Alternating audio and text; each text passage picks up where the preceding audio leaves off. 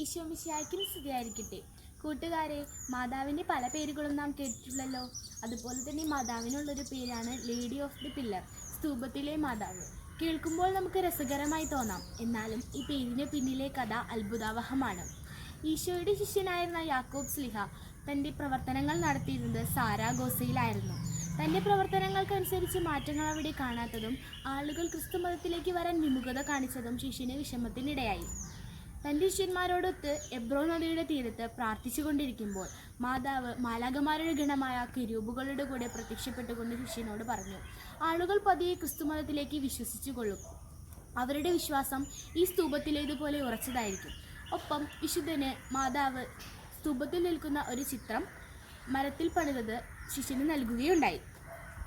ആ ചിത്രത്തിൽ മാതാവും മാതാവിൻ്റെ ഇടത്തെ കൈയിൽ ഉണ്ണീശോയും ഈശോയുടെ ഇടത്തെ കൈയിൽ ഒരു പ്രാവുമാണ് മാതൃരൂപമായി ഉള്ളത്. ഒരു തുണി കൊണ്ട് മൂടിയാണ് ചിത്രം കാണപ്പെട്ടിരുന്നത്. 16-ാം നൂറ്റാണ്ട് മുതൽ ഈ ചിത്രം ഇങ്ങനെയാണ് കാണപ്പെടുന്നത്.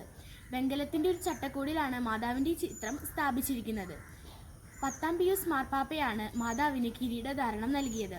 1456-ൽ കലിസ്റ്റസ് പാപ്പ മാതാവിൻ്റെ പ്രത്യക്ഷീകരണത്തെ ഔദ്യോഗികമായി ഉയർത്തുകയും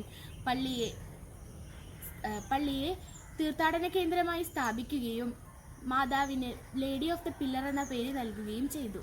നന്ദി.